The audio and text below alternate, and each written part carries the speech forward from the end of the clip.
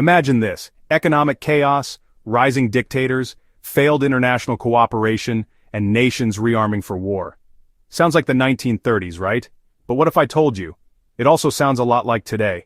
Stay with me, because by the end of this video, you'll see the striking similarities between our world right now and the dangerous years leading up to World War II.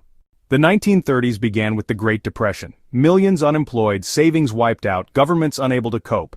That kind of despair opened the door to radical leaders. And today, inflation, debt crises, inequality, and fears of economic collapse. Different circumstances, yes, but the same feeling of instability, and the same hunger for anyone to fix it. In the 1930s, leaders like Hitler, Mussolini, and militarist Japan promised to restore pride and power, and people listened. Now, we see a new wave of strongmen and populist leaders rising across the globe. Nationalism is back, identity politics is everywhere, and once again democracy looks fragile. The League of Nations was supposed to stop wars, but when Germany annexed Austria, when Italy invaded Ethiopia, when Japan expanded into China, the League stood by, helpless.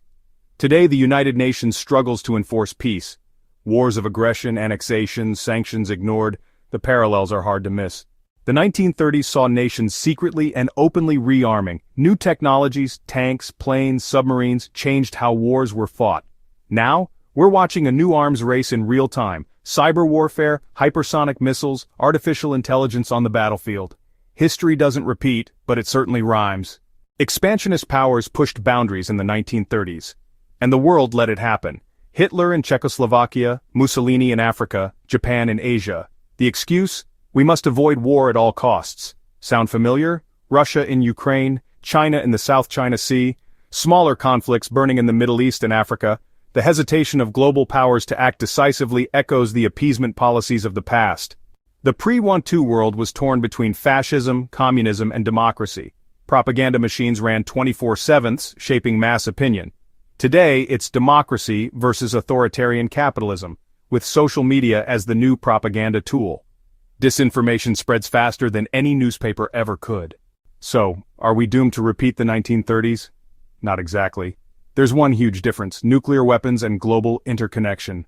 Unlike in the 1930s, war on the scale of World War II is not just devastating, it's unthinkable. But here's the chilling part. The same forces that led to war back then, economic chaos, weak international cooperation, nationalism, and unchecked aggression, are all around us again today. The question is, will we recognize the warning signs this time, or ignore them like before?